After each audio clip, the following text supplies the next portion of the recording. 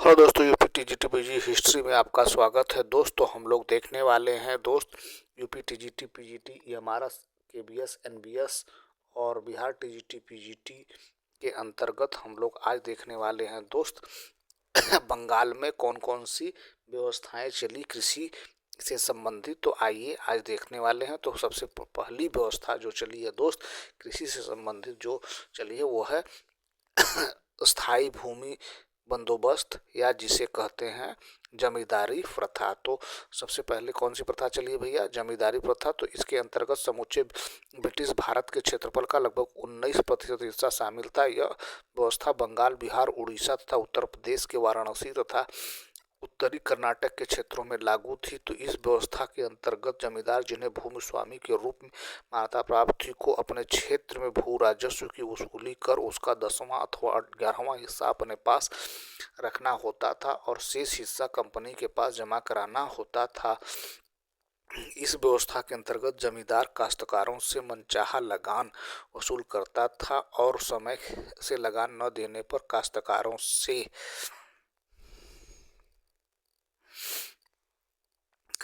जमीन भी वापस छीन ली जाती थी। कुल मिलाकर काश्तकार पूरी तरह से जमींदारों की दया पर निर्भर होता था। इस व्यवस्था के लाभ के रूप में कंपनी की आय का एक निश्चित हिस्सा तय हो गया, जिस पर फसल नष्ट होने पर कोई असर नहीं पड़ता था। दूसरा लाभ स्थायी भूमि बंदोबस्त से यह हुआ कि जमींदार के रूप में कंपनी को एक ऐसे वर्ग का सहयोग मिला जो लंबे समय तक कंपनी के प्रति निष्ठावान बना रहा। स्थायी बंदोबस्त व्यवस्था के अंतर्गत जमींदारों की स्थिति अत्यधिक मजबूत हो गई, क्योंकि उन्हें भूमि का पूर्ण स्वामी स्वीकार कर लिया गया तथा साथ ही भूमि पर जनसंख्या का दबाव इतना बढ़ गया था कि लोगों के सामने खेती के अलावा कोई दूसरा विकल्प नहीं था। आगे देखते हैं मित्र।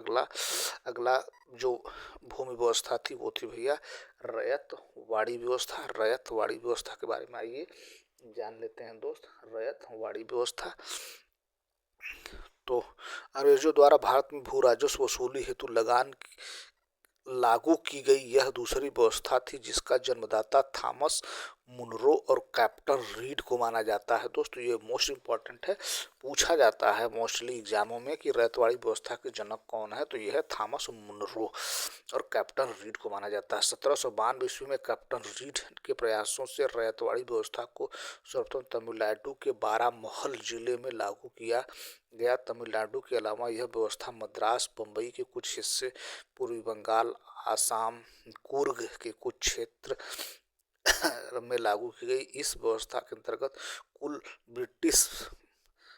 ब्रिटिश भारत के भूक्षेत्र का 51% हिस्सा शामिल था। इसके अंतर्गत 51% भाग को शामिल किया गया था। रैयतवाड़ी व्यवस्था के अंतर्गत रैयतों को भूमि का मालिकाना और कब्जाधारी अधिकारी दिया गया था, जिसके द्वारा ये प्रत्यक्ष रूप से, सीधे या व्यक्तिगत रूप से सरकार को भू राजस्व का भुगतान करने के लिए उत्तरदायी थे। रैयतवाड़ी व्यवस्था में कृषक ही भूमि स्वामी होता था। तो जमींदारी व्यवस्था के अंतर्गत जो जमींदार था वो भूमि का मालिक होता था, लेकिन रैयतवाड़ी व्यवस्था में जो कृषक होता था, वहीं जो कृषि करता था, वहीं भूमि का स्वामी होता था, जिसे भूमि की उपज का 55% से 33% के बीच लगान कंपनी को अदा करना होता था। इस व्यवस्था के अंतर्गत लगान की वसूली कठोरता से की जाती थी तथा लगान की दर भी काफी ऊंची थी, जिसका परिणाम यह हुआ कि कृषि महाजनों के चंगुल में फंसता गया, जो कालांतर में महाजन और किसानों के मध्य संघर्ष का कारण बना। रैयतवाड़ी व्यवस्था के मुख्य दो उद्देश्य थे, एक भू राजस्व की नियमित वसूली और रैयतों की स्थिति में सुधार। पहला उद्देश्य अवश्य पूरा हुआ, लेकिन दूसरा नहीं। 1836 के बाद रैयतवाड़ी व्यवस्था में बिंगेर और गोल्डस्मिथ द्वारा कुछ सुधार किया गया। अब खेत की उर्वरता और खेती के लिए उपलब्ध साधनों के आधार पर खेती पर लगान निश्चित किया गया, जिसका रैयत और कंपनी दोनों पर अनुकूल प्रभाव पड़ा। आगे देख लेते हैं दोस्त। अगला महालवाड़ी व्यवस्था, तीसरी व्यवस्था जो थी वो दोस्त महालवाड़ी व्यवस्था थी। तो स्थायी एवं रैयतवाड़ी व्यवस्था की असफलता के बाद महालवाड़ी व्यवस्था को लागू किया गया। उपज का 30% था। इस व्यवस्था भू राजस्व का निर्धारण महाल या समूचे ग्राम के या उत्पादन के आधार पर किया जाता था और महाल के समस्त कृषक भूस्वामियों को भू राजस्व का निर्धारण संयुक्त रूप से किया जाता था, जिसमें गांव के लोग अपने मुखिया या प्रतिनिधियों के द्वारा एक निर्धारित समय सीमा के अंदर लगान की अदायगी की जिम्मेदारी अपने ऊपर लेते थे। महालवाड़ी व्यवस्था ब्रिटिश भारत के कुल क्षेत्रफल के 30% हिस्से पर लागू थी। इस व्यवस्था के अंतर्गत दक्कन के कुछ जिले जैसे उत्तर भारत में संयुक्त प्रांत, आगरा, अवध और मध्य प्रदेश तथा पंजाब के कुछ हिस्से शामिल थे। अगला देखते हैं दोस्त नेक्स्ट।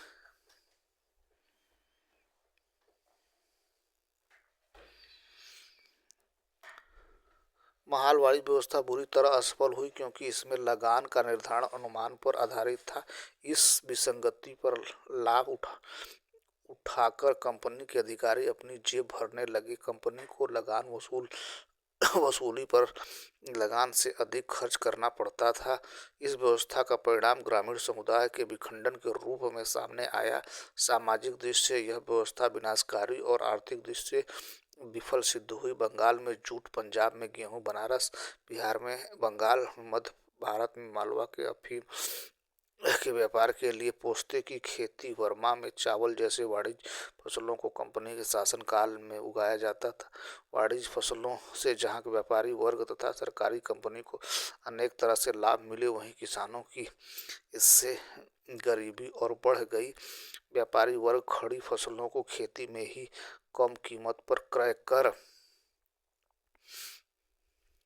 लेता था। किसान अपनी तात्कालिक जरूरतों को पूरा करने के लिए अपनी फसल मंडी में न ले जाकर कटाई के समय खेत में ही बेच देता था। वहीं अनाज जिसे किसान खेत में ही बेच देता था को 6 महीने बाद वह अधिक कीमत देकर बाजार से क्रय करता था, जो उसकी तबाही का कारण बनता गया। ब्रिटिश औपनिवेशिक काल में चूंकि भारत में औद्योगिक आवश्यकताएं ब्रिटेन को ही ध्यान में रखकर बढ़ने लगे, जिससे व्यापक तबाही हुई। तो ये रहा दोस्त आज का वीडियो। उम्मीद है हमारा प्रयास आपको ठीक लगा होगा। हमारा प्रयास वीडियो तो हमारे चैनल को सब्सक्राइब करें, अपने दोस्तों को शेयर करें। Thank you so much for watching this video.